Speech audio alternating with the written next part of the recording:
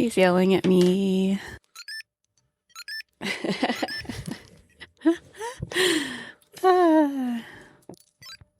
We have to feed our electronic babies. Hang on. Because I'm 12 and have a Tamagotchi.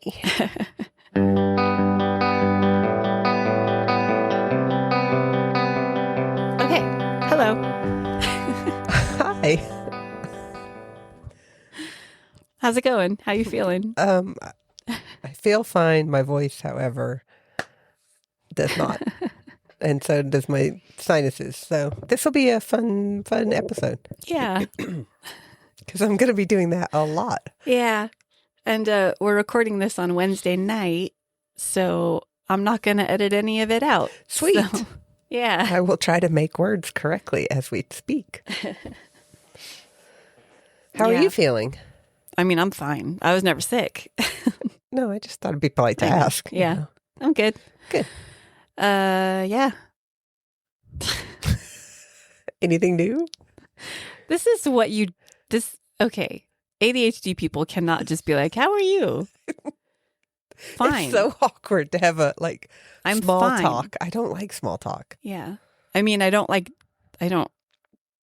deep talk either. So I don't know. Just talk about something interesting. Okay. Can we talk about the secret project yet? That's why we have this podcast so we can talk about interesting things. Well, I know, but that's talk. my topics. Can we talk about the secret project yet? No. Our patrons know about the secret project. Yeah, they're allowed to know. It's still secret. Patrons don't tell anybody yet. Yep. Not until we release the trailer. Okay.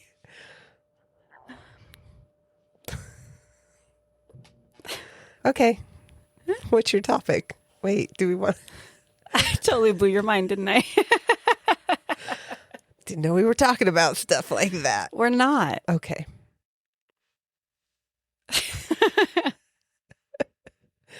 All right. I'm very tired. Yeah. I'm very still congested and brain foggery. Careful how you say that. Yep. I'm not going to attempt that one again. I got away with it once. We're good. My ADHD brain is like, Yep. repeat it. Repeat it. Should I just keep saying it over and over until I mess it up? Oh my goodness. I'm not going to do that. I've got the Uno cards out. Okay. Do we want? Are we just diving right in? I don't know how long my voice is going to last. Okay. So let's dive in. Okay. All right. Ooh. What'd you get? Who goes first? Is it high or low? Hi. Oh. You go first again. You go first. Oh, you little turd. I drew a reverse card. I drew a 1. No, we can't. It's my streak. It's too bad. I drew a reverse card. So sorry. Break the streak. Use your voice while you have it. I probably should do that. Yeah. Okay. It's a good thing that my topic is very short. I don't have a lot of information, but it's okay. I'll go ahead and do it really quick before my voice is gone. Okay. Hopefully. So, a couple of weeks ago, I saw this little thing slide across my news feed or a reel or a TikTok. I don't know. And I was like, that can't be real. So I went to Google. And the first question is, does this thing exist? Like, that's the first thing that if you type this in, that's the top question on Google. Okay. Do pink fairy armadillos exist? What? And the answer is, yes, they do. Pink fairy armadillo. Pink fairy armadillos. All right, I'm gonna look it up. Google that little baby Yeah, and look at its cute little face. Is this why you were sending me pictures of armadillos? I was looking, I actually do really love armadillos, and I did find some really cute ones, and I arted a few. Isn't he adorable? Oh my goodness. Okay, tell me about this little guy. Okay, well, there's not a lot that we know about them, but I'll tell you what a little bit I can find out about them. Okay. So they are very small. They're about 3 to 5 inches long, And they typically only weigh about 4 to 4.5 ounces. They are so So cute and tiny. I just want to squish it. Cuteness regression. They have small eyes, silky yellowish white fur, and flexible dorsal shells. And the reason they're called pink fairy armadillos is because the shells are not so much for protection as they are for temperature regulation, because they live in kind of desert type biomes. Yeah, kind of like where we are here, like this type rocky, deserty shrub land, stuff like that. Okay. But it's in Argentina. Okay. That's the only place they live. Okay. It's in this one very small area.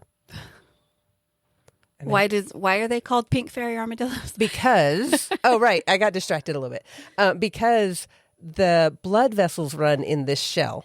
And they empty and fill, contract and fill. I can't remember the right words. To control the body temperature during the day and at night when it gets really cold in desert areas. And so those blood vessels are very near the surface of the shell, and that makes the shell pink. That's really cool. Which I think is so cool. And the fairy part is because they're small. The fairy part is actually back in the 1825 time frame, 1820s, 1825, just that time frame. When these were first kind of discovered by scientists that came over from Britain into Argentina. Okay. They were actually called the pink fair armadillo. And the thought is that got kind of shifted to fairy in the 1900s when spiritualism and the kind of, fairies and stories and all the different little, people kind of got like whimsical in their things. And they think it kind of shifted to pink fairy armadillo. Okay. Which I think is very cute. Yeah. And I'm here for it. That's adorable. They are super, super cute. And I want one, except I won't get one. Is it illegal to own? It's incredibly illegal. And all of the ones that have been brought into captivity die. Oh, no. Yes. It's very bad. They are highly susceptible to any environmental change. Wow. And every time they are brought into captivity, even like in zoos and stuff like that, they just die very quickly. So don't go get one. Yeah. They're very cute. Just let them be in their little desert place out in the middle of Argentina. Oh. Let them do their thing. They have these really cool claws, and they can bury themselves in seconds. Aw, I want to see. In order to escape. They can just go, and they're gone. That's so cool. Which I think is just fascinating. Yeah, like fairies. They're just gone. I know. Oh, I love that. They are a subterranean armadillo, which is they spend a lot of time in burrows, and they are mostly nocturnal and solitary. They've been kind of observed in the wild, and that's like where we only have what little bit of information we have about them. Yeah. Wow. You okay? I'm having voice issues too, apparently. Oh, no. Please don't get sick. Oh, I'm good. Their diet is mostly insects, worms, snails, and different plant parts. And it says they have been like in captivity. They do like watermelon and avocado and stuff, but 95% die within 8 days of being taken from their habitat. Oh my goodness. So do not do that. Poaching is a problem. Within 8 days. And don't do that. Yeah. I don't think any of our listeners would ever do that because you guys are wonderful people. I'm just going to say, if there are any poachers listening to this podcast, you're stop. a bad human and you should not do what you're doing. And yes, just stop. Just stop it. Okay. So it is thought there. I did find a site that has a little bit of some history that the early people in that desert area, maybe some tribes saw the fairy armadillo as an omen of death, And then some also. But it's so cute. I know. It's an adorable omen of death. I know. Oh my goodness. I'm in for all the cute omens of death, like Mothman. Yeah. Harbinger of Doom, but he's adorable. So sort of ties into my topic. Oh, fun. I love it when we do that. I'm picturing art already. Okay. And I love it. Okay. Go ahead. I'm going to be arting some pink fairy armadillo. I drew a regular armadillo the other day. It just drew his little head. He's cute. Very cute. But I couldn't draw the pink one because I have to share when I draw something, and you would be like, "What the heck is that?" And I'd be like, "It doesn't exist." Well, you freaking drew Indrid Cold and sprung that on me. I was drawing that during your. Oh. Yeah, I did. Sorry, it's fine. I drew that during this podcast. Oh, great! You were paying attention. I was totally paying attention to the words that I was saying. Hey, listen. What was my topic? I'm kidding. I don't even know. It was, I do know. It? Oh my gosh, it was the bystander effect. It was, because you were telling me about that yesterday. Notes. Oh yeah, we'll talk about that. I'll talk about that. Okay, we can talk about it in a minute because I don't have a lot of not mole, armadillo. I had my mole checked. It's fine. Gross. I don't have a mole. I'm sorry. I mean, you probably do. It's okay to have moles. Yeah, I didn't mean to mole shame. I'm sorry. Wow, I know. You made me feel so bad. I have to wrap this up. I don't have, like I said, I don't have a lot of information, so and my voice is going. So some tribes see this as an omen of death, and others believe it to be the spirit of a deceased child because its distress call sounds like a wailing baby. Oh. Which is, I'm like, stop making it distressed. Yeah. Let it live in its little desert, which I mean, it's probably prey, but also for sure, like let it live in its little burrow and dig in the sand and just be a happy little fairy. Yeah. I love it. The name that they call it in Argentina, and I'm going to probably pronounce this incorrectly, but Pichiciego, Pichiciego. So Pichi means small, and ciego means blind.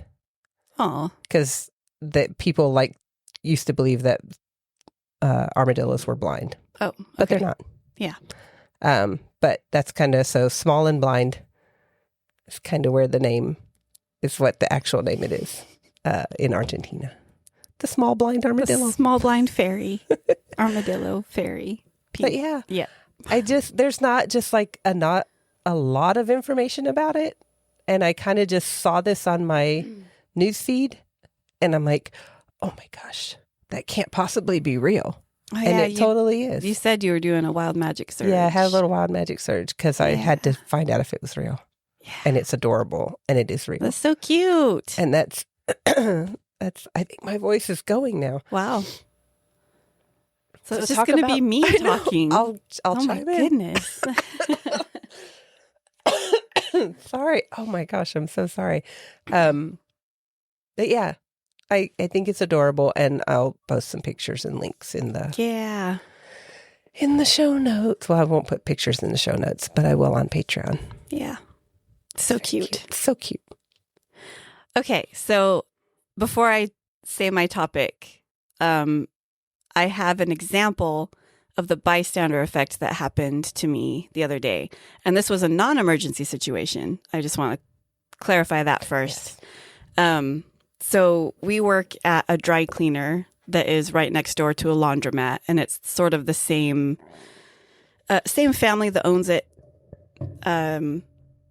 Even though, I don't know, two separate things, but people come ask us for help in the laundromat all the time. So we were working in the dry cleaner, pressing, cleaning clothes, what we do. And someone comes in and says that one of the machines in the laundromat is flooding. This is a common occurrence if they're front loaders, and if there's a tiny little speck of something caught in the door when you close it, the seal won't work, and water will leak out during the cycle. So I go out there with towels. And the lady that came and initially told me about it was there. And she was like, this isn't even the washer that I'm using. And the laundromat had quite a few people in it. And she said, like, I watched so many of these people look at this machine flooding, watching the water spread all over the ground and not do anything about it. So And wild. they saw it and they would talk to each other about it, but they didn't do anything about it. And she was the only one that came over and actually told us about it, the people who are capable of cleaning it up and, you know, fixing the problem. And that is an example of the bystander effect, that like everybody there was just like, well, it's not my washer. It's not my responsibility. Someone will do something. Someone will about do it. something about it. Yeah. Yeah. Meanwhile, there's water spreading all over the floor and, you know, it's a slippery floor when it gets wet. Yeah. So, yeah, it could have been a hazardous situation, but yeah, there's one person that came in and told us. And that happens all the time. Yeah, it's so wild. I remember you came over and you were like, hey, bystander effect just Classic happened. example. Yeah. That's so wild. All right, so what death omen do you have? Right? Is that what you were saying? Yeah. Harbingers of doom? Sort of. It's the pirate flag. Oh, did you get the pirate card? I got the pirate recurring card. This was the last episode we recorded. If you remember, we did not draw cards because we were both in two different locations and we didn't think about it. Oh, right. Yeah. So this was the card that I drew in secret, in private. And if you had heard my reaction, are you eating something right now? I'm getting a cough drop. Okay. Sorry.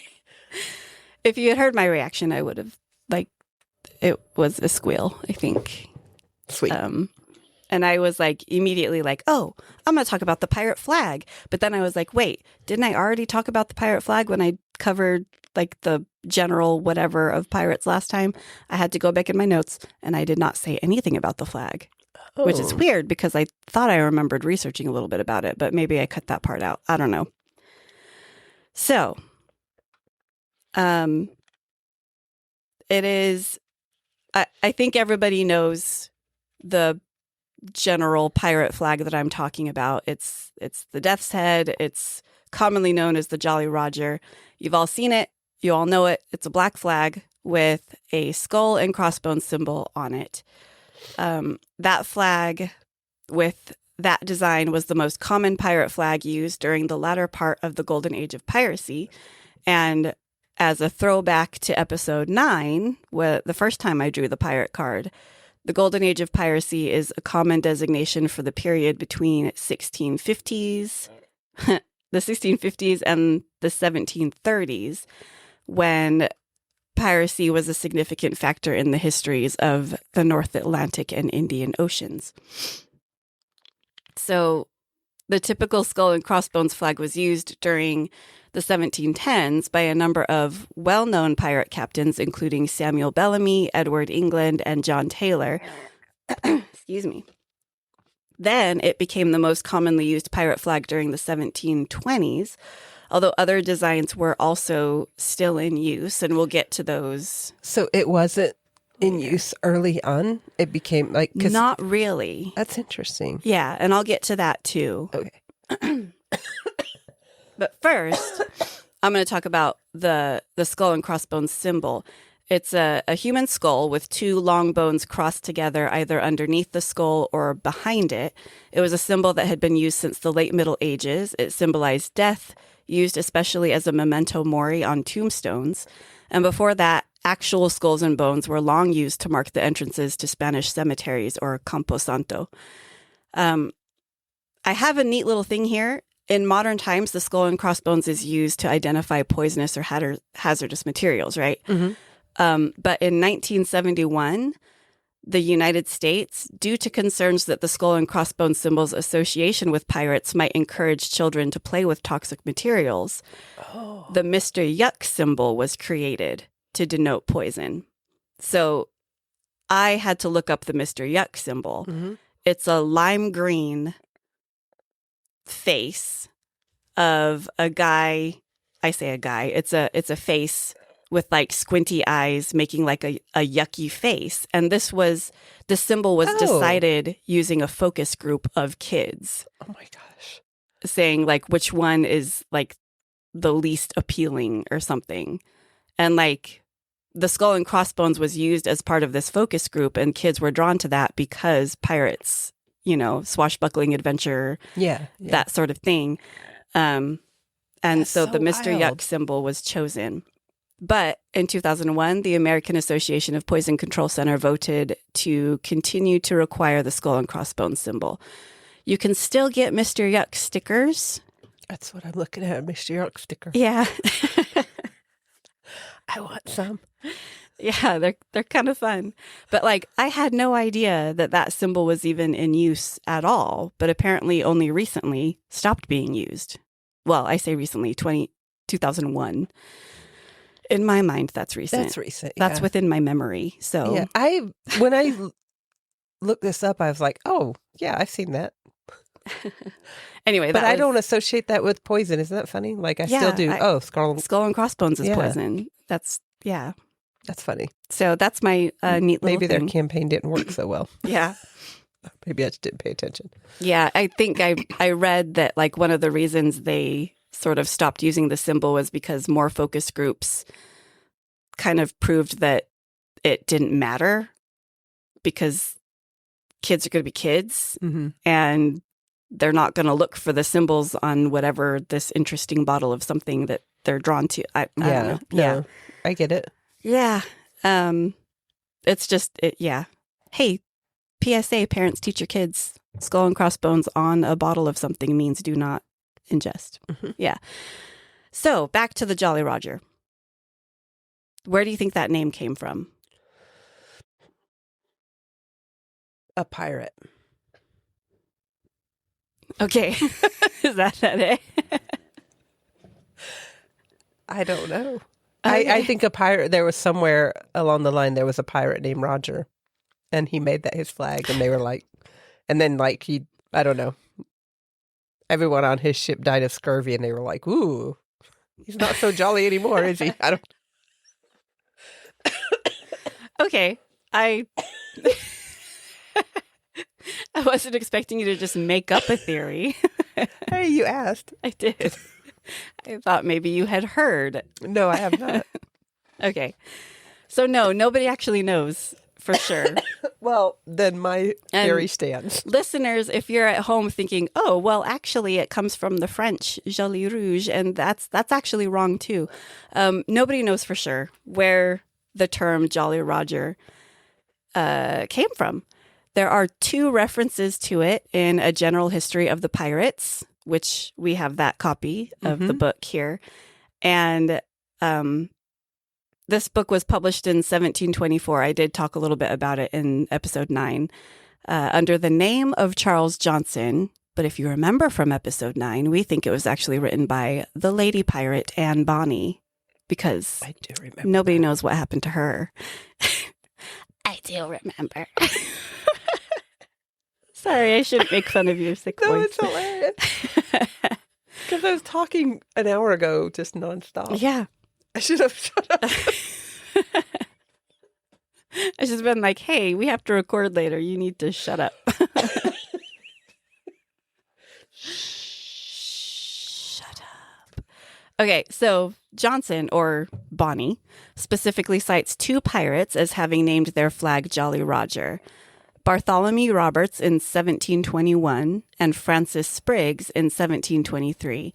While Spriggs and Roberts used the same name for their flag designs were super different, and that suggests that Jolly Roger was already a generic term for the black pirate flag, rather than a name for any single specific design. Oh, So, interesting. Also, neither Spriggs nor Roberts' Jolly Roger consisted of a skull and crossbones. Oh, So, that's hilarious. yeah. Okay. Another sort of documented use of the term Jolly Roger happened in 1724. A man named Richard Hawkins was captured by pirates, and he reported, that the pirates had a black flag bearing the figure of a skeleton stabbing a heart with a spear, which they named Jolly Roger. I thought And it was Jim Hawkins. hey, yeah, nah. Aw, Aw, I need to read that book again. same. They're all So- going to be Muppets. It's fine. Jimmy, Jim.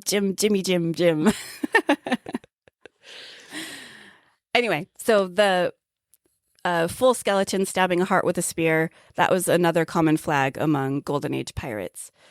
There was an old news report also in 1724 that gave a description of another pirate flag.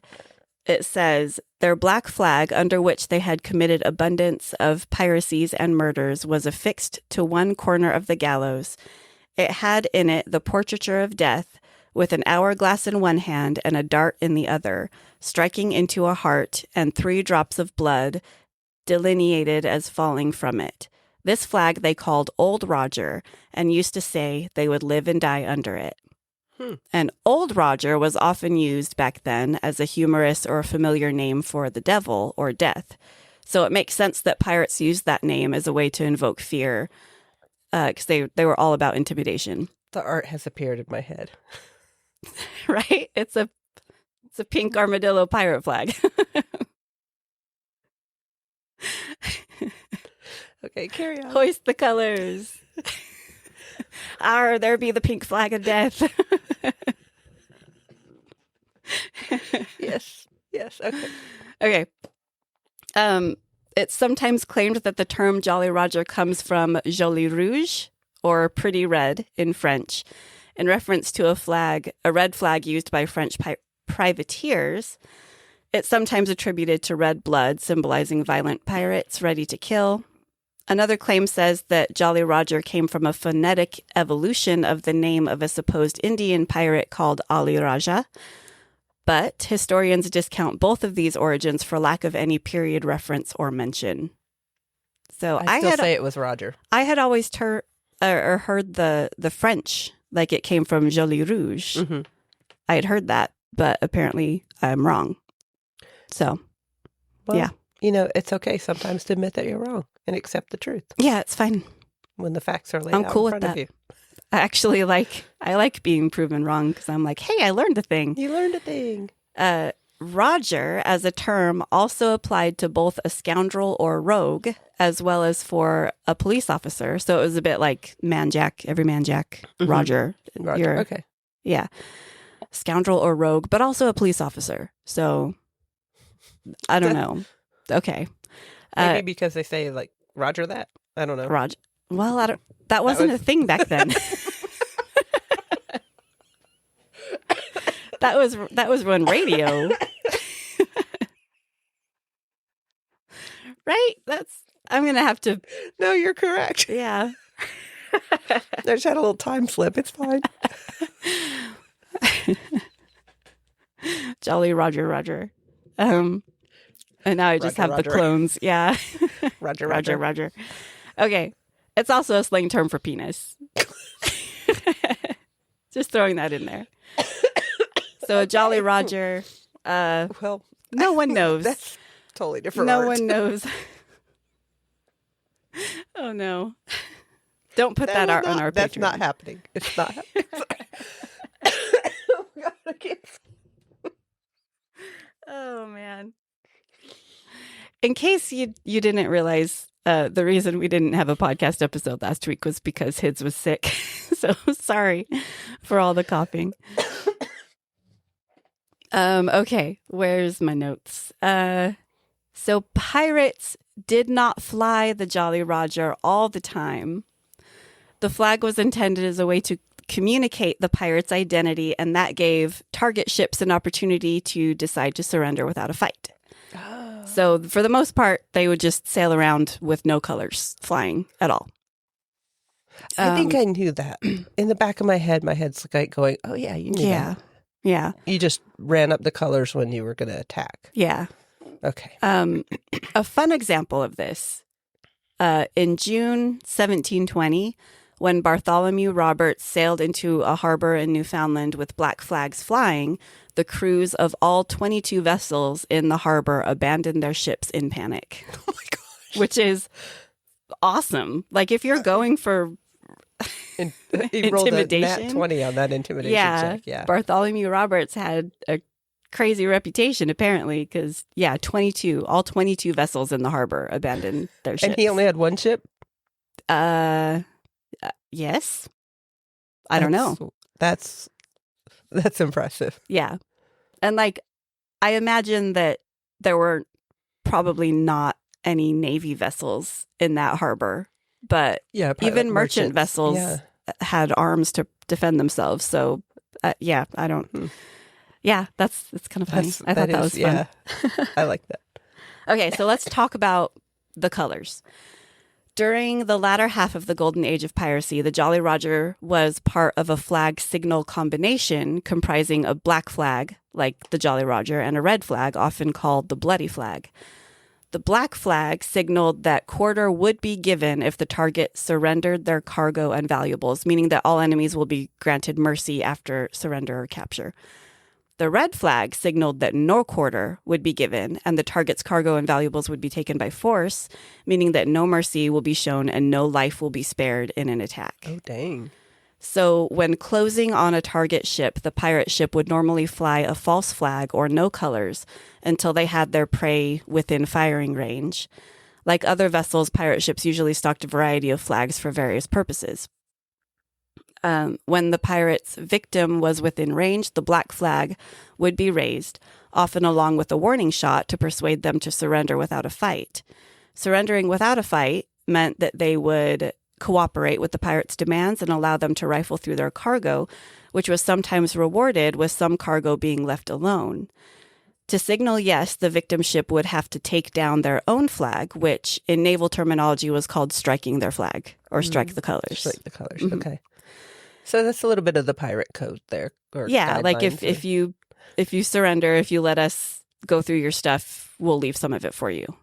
Okay. Yeah. If the enemy did not strike their own flag to signal surrender, the pirates would raise the red flag, which would signal that the cargo would be taken by force and that no quarter would be given to prisoners. If the pirates had several ships, the raising of the bloody flag could also act as the signal to attack for the rest of the ships. So this wasn't the case for all pirates. Some would wait until the target ship attacked them first before giving the signal to attack. This is just the sort of general knowledge that was floating around at the time of like how pirates operated. Flying a Jolly Roger was a reliable way of proving oneself a pirate. Just possessing or using a Jolly Roger was considered proof that one was a criminal pirate rather than something more legitimate. Only a pirate would dare fly the Jolly Roger, as they were already under threat of execution. And you might be wondering, why would you fly the Jolly Roger and identify yourself as a pirate? Well, I'll tell you. The Spanish Coast Guard and English privateers were also known to attack merchant vessels and steal cargo. It was known that they had to abide by certain maritime laws, so merchant vessels would be less likely to surrender to them. So for a pirate, you want surrender, right? Right. You don't want to have to put up a fight. Yeah, if you can get free goods without risking your own life, and your own ship, then. And so, like I said, pirates were all about intimidation. So they want to scare people into surrendering. So it was to their advantage to identify themselves as pirates. That's pretty wild. Yeah. I also have a vague memory that I don't know if you talked about it in episode 9 or if I read it somewhere about the privateers were really bad people. The privateers were basically government sanctioned pirates. But they were worse than the pirates. They were often worse than the pirates, yeah. Yeah. And there are several famous pirates who were former privateers that were just I'm just going to keep doing this, even though, my commission's done. Clearance is going. up. Yeah, or whatever. Clearance has been revoked. That's not a thing, but yeah. Some one of the most famous ruthless pirates was somebody Thomas, I think. Started out as a privateer. Anyway, so yeah, you want to identify yourself as a pirate to get people to surrender to you. Yeah. So let's talk about... I feel go like ahead. if I were a captain on a ship and he'd be like, oh crap. Oh, it's just pirates. Let's just chill. Okay, They're everybody gonna chill. everybody just chill. Yeah. But Just again, pirates. that wasn't the case for a lot of pirates too. Yeah, Some some of them are going to be jerks. ruthless. Yeah, jerks. You're such a and- jerk. Oh, You're gosh, just a you're big such mean jerk. Oh, Oh my meanie. gosh. Okay, Which I'm excited to get more into the next time the pirate card is drawn. I'm just, if I draw it, I'm going to hand it to you because I think that's like your little domain there. I do enjoy pirates. Yeah. So the design. We have the black flag and the red flag used before 1700s, just plain black, plain red. The use of emblems on flags came about in the 18th century. So before 1700s, it was just plain colors. Okay. After, like, into the 1700s, into the golden age of piracy, emblems started to be used. Somebody was like artistic and they're like, you know what would be fun? Yeah, let's put a skull on Put that. a skull on that because that's spooky. Yeah. Variations in the designs of the Jolly Roger possibly existed as a personal calling card to be associated with a certain pirate crew's reputation, making targets surrender more easily. But it's not mentioned by period sources. Okay. Flag motifs couldn't be made out at longer ranges, so flag details were more likely an internal mark of identity for the crew. So, like, yes, people had their sort of own designs for flags, but it wasn't to warn enemy ships that It was this just is, like, this is you our know, flag. oh, Blackbeard's coming at you. Yeah. Because you can't 'cause you identify just them like, from yeah, great that's distances. a black flag. Even with a spyglass, like you can't. Yeah. It's kind of hard to make out.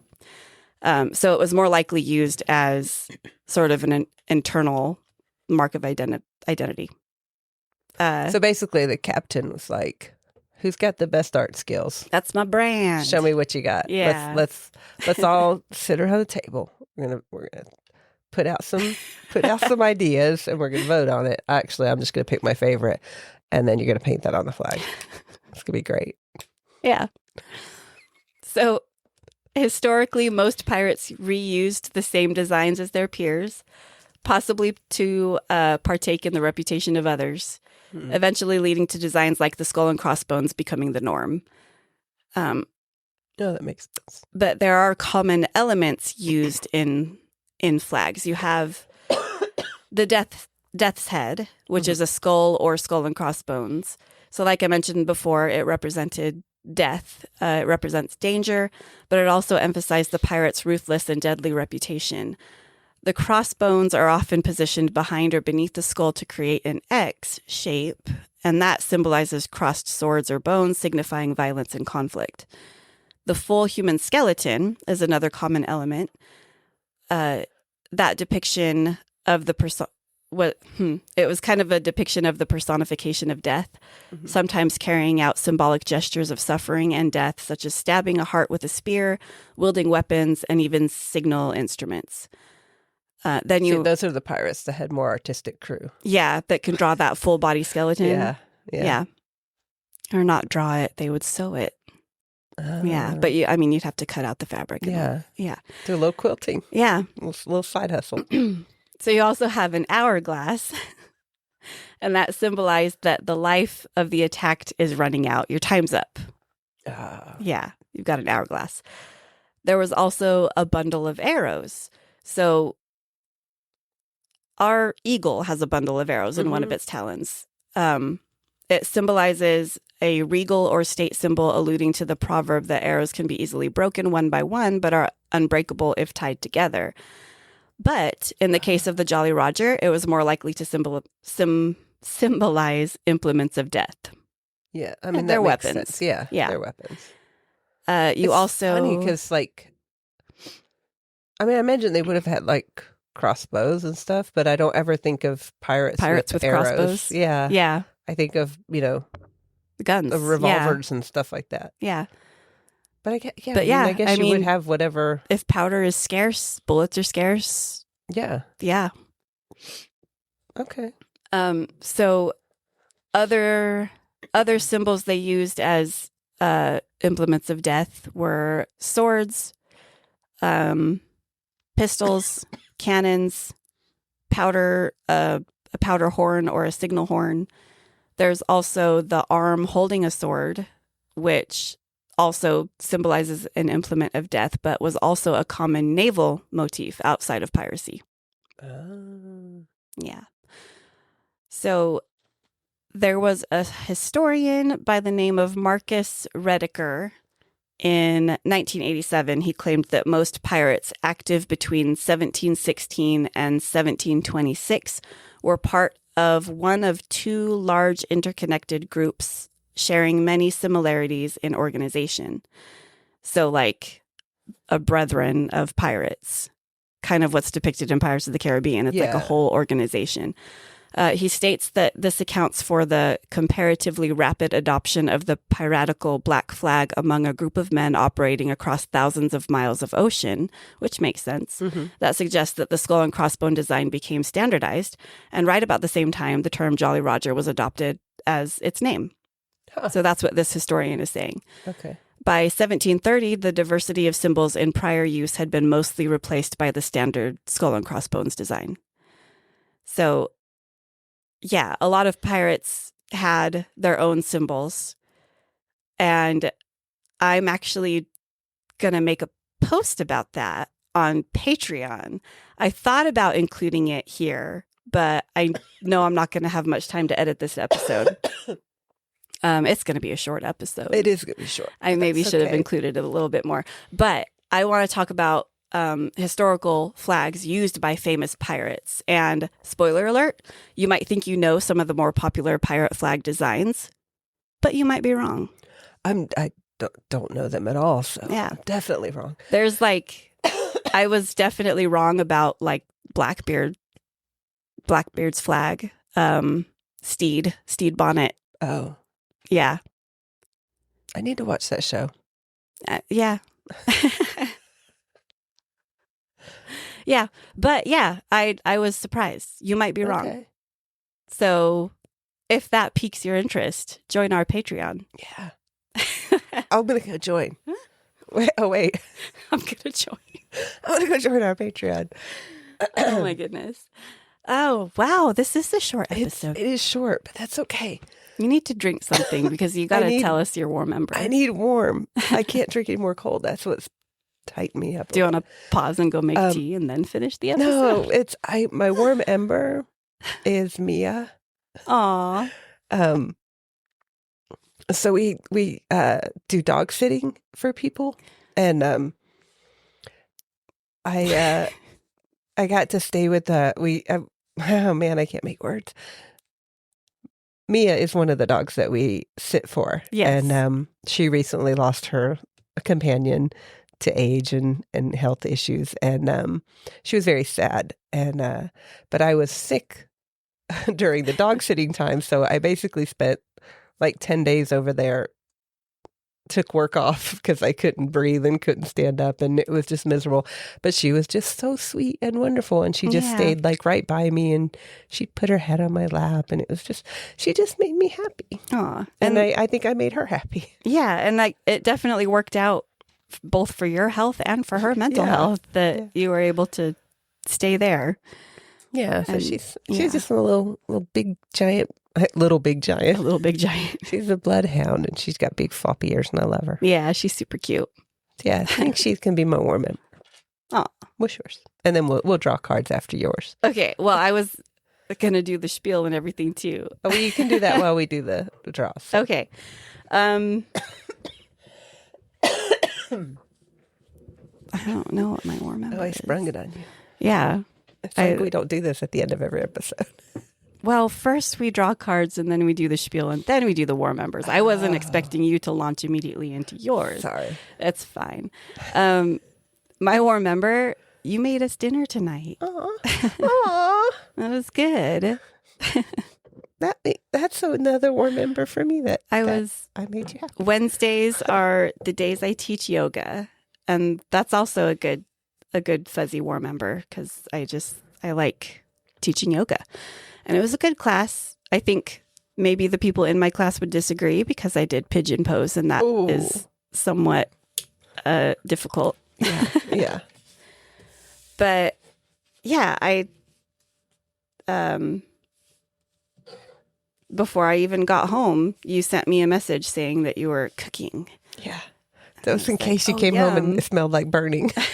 No, I came home and it smelled like delicious roasted chicken and vegetables. Yay. And some rice. It went well. It was a super good cooking experience for me. So thank you You're welcome. for cooking dinner. Aw. There's enough you can take for lunch tomorrow. Yay. I will do that. Okay. Okay. I've set the cards out. If you would like to tell us you're a war member, join our Discord. You can find it. There's a link to it in our weekly schedule post on our Patreon, which is free to see. You don't have to be a paid patron to see this post or click any of the links you find in it. Follow us at patreon.com/jessandhids. And join our Discord, share your war member if you want to email us instead. Or if you have any topic ideas you would like us to cover, definitely email those to us at jessandhids@gmail.com. And spread the word about us. If you want to support the show, become a supporter, we would love to have you as a paid patron member. Plans start at, what's our lowest tier? $3 a month. Wow, I haven't even said that in a long time. I know. Ranges from $3 a month to $20 a month. And it's a lot of fun. Okay. It is. I have drawn my card. You did draw your card, but did. you didn't react to it at all. I didn't want to interrupt you. I like my topic. Remember when we used to react on microphone? I can't. I know. Okay. Like that. Oh, this is hilarious. Okay. It is not the pirate card. Okay. Good. Although I do think I put that one back in the deck without even thinking about it. It's all right. I am excited about my topic. I do like mine. I think mine is one that I added. So that's good. Oh, good. I think this is one that we sort of collectively added. This wasn't one that was suggested by someone else. Sweet. I'm constantly just adding stuff as things Yeah, I randomly know. pop You in add my stuff head. that I don't even know. I need to make new cards. Yeah. I need to make another batch of cards. Yeah. But we can work through some of these. It'll be fine. Oh, yeah. We've got a bunch still. Yeah, we do. Okay. We'll give Hid's voice a break. And short episode today, but that's okay. Yeah, it's good. Join... I did want to do a little quick shout out. So we have a bunch of new episode downloads in new places and new countries. We have 100 episode downloads in Singapore. Thank you, Singapore. Thank you. I don't know what's going on, but thank you. Thank you. I guess. It just makes me happy. Yeah. It's like our number 4 or 5 download country list, which is very cool. Yeah. Thank you. But yeah, we recently got like a whole slew of new locations outside of the United States, and that's always exciting. Yeah. So, okay, now I'm going to go cough. Thanks everybody for listening. Hids can go cough, and also join our Patreon if you want to know about our secret project. Secret project. Secret project. Oh, anyway. Yep. That's going to be fun. It's going to be a lot of fun. Yeah. Yeah, that's it. I still don't know how to end these things. So talk to you next week. Okay, bye. Bye.